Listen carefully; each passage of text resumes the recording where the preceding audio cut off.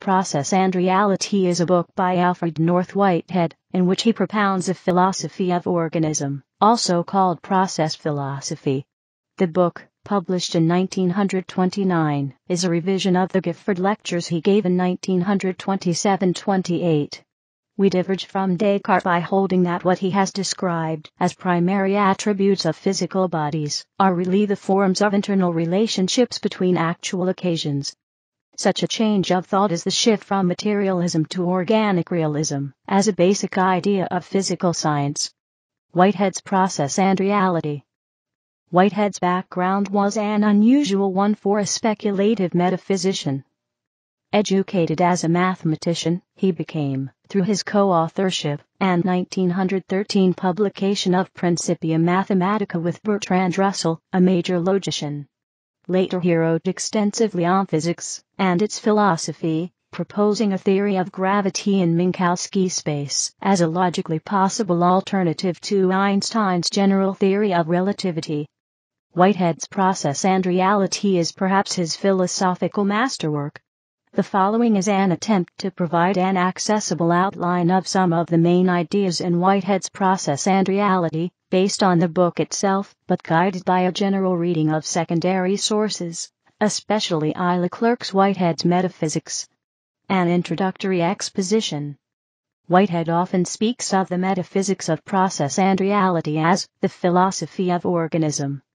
The metaphysics elaborated in Process and Reality posits an ontology which is based on the two kinds of existence of entity, that of actual entity, and that of abstract entity or abstraction. The ultimate abstract principle of actual existence for Whitehead is creativity. Actual existence is a process of becoming, and becoming is a creative advance into novelty.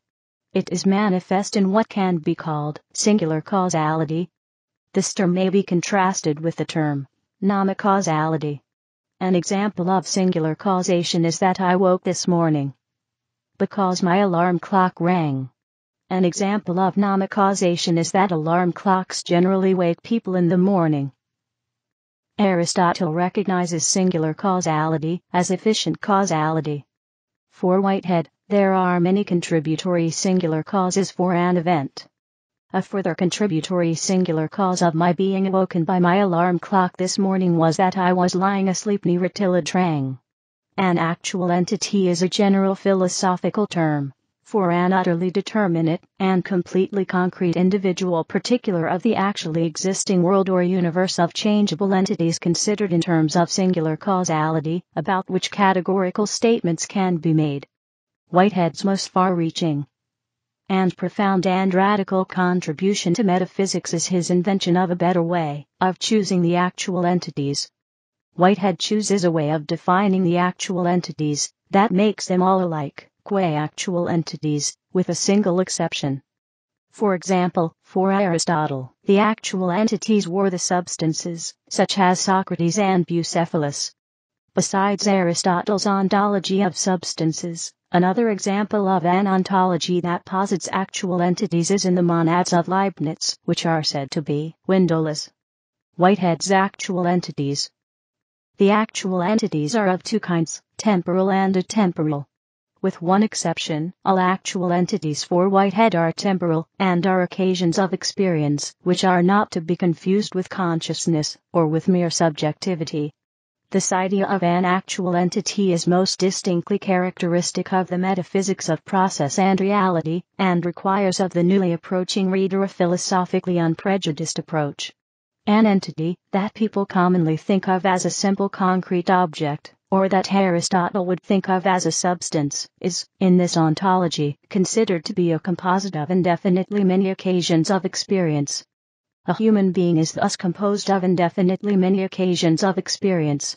The one exceptional actual entity is at once both temporal and atemporal, God.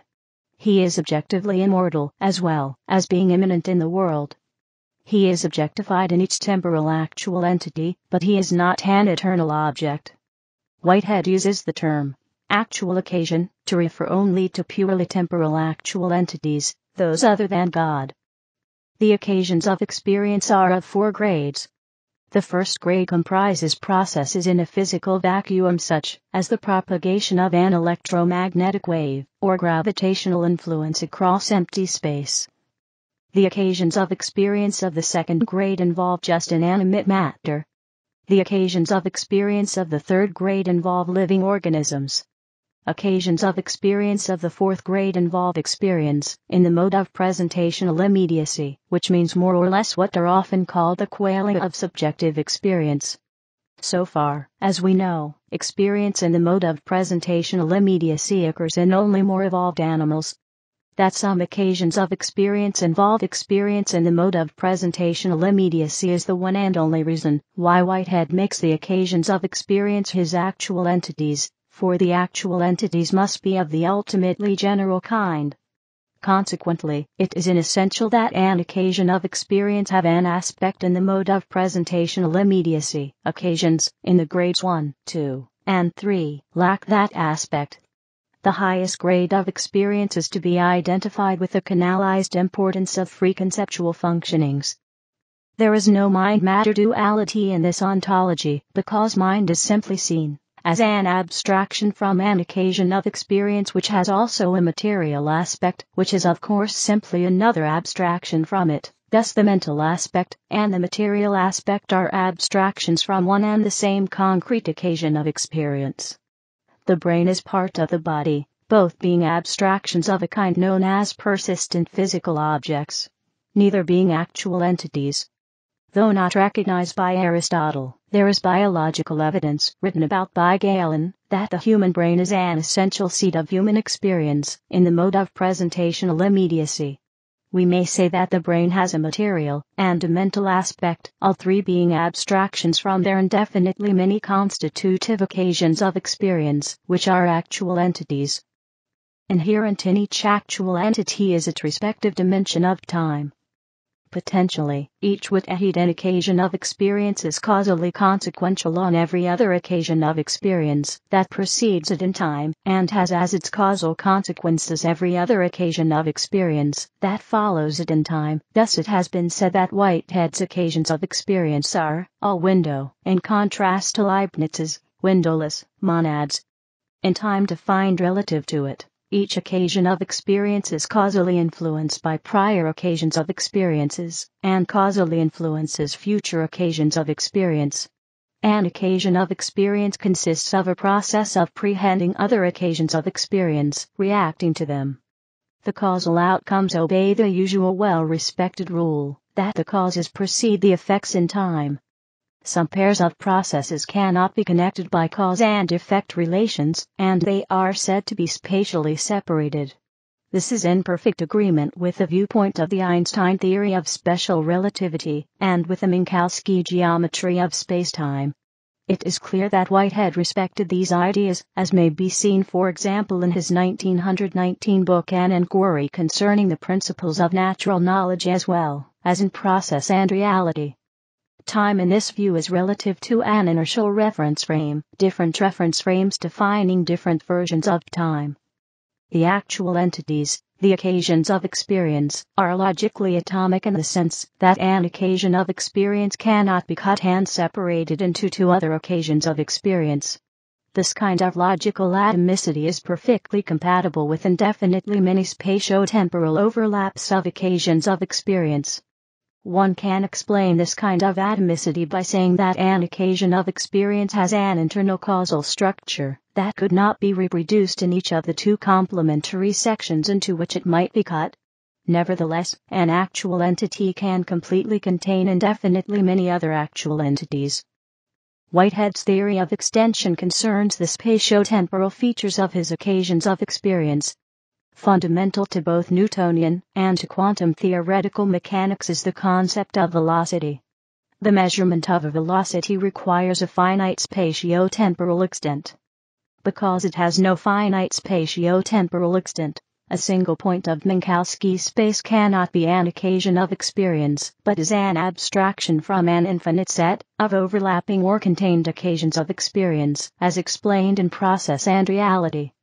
Though the occasions of experience are atomic, they are not necessarily separate in extension, spatio-temporally, from one another. Indefinitely many occasions of experience can overlap in Minkowski space. An example of a nexus of temporally overlapping occasions of experience is what Whitehead calls an enduring physical object, which corresponds closely with an Aristotelian substance. An enduring physical object has a temporally earliest and a temporally last member. Every member, apart from the earliest, of such a nexus is a causal consequence of the earliest member of the nexus, and every member, apart from the last, of such a nexus is a causal antecedent of the last member of the nexus. There are indefinitely many other causal antecedents and consequences of the enduring physical object, which overlap, but are not members, of the nexus. No member of the nexus is spatially separate from any other member. Within the nexus are indefinitely many continuous streams of overlapping any excess, each stream including the earliest and the last member of the enduring physical object. Thus an enduring physical object, like an Aristotelian substance, undergoes changes and adventures during the course of its existence.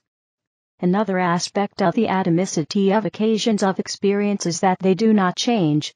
An actual entity is what it is. An occasion of experience can be described as a process of change, but it is itself unchangeable. Whiteheads Abstractions. Whitehead's abstractions are conceptual entities that are abstracted from or derived from and founded upon his actual entities. Abstractions are themselves not actual entities. They are the only entities that can be real, but are not actual entities. An abstraction is a conceptual entity that involves more than one single actual entity. Whitehead's ontology refers to importantly structured collections of actual entities as nexuses of actual entities. Collection of actual entities into a nexus emphasizes some aspect of those entities, and that emphasis is an abstraction, because it means that some aspects of the actual entities are emphasized, or dragged away from their actuality, while other aspects are de-emphasized. Whitehead admitted indefinitely many eternal objects. An example of an eternal object is a number, such as the number 2. Whitehead held that eternal objects are abstractions of a very high degree of abstraction.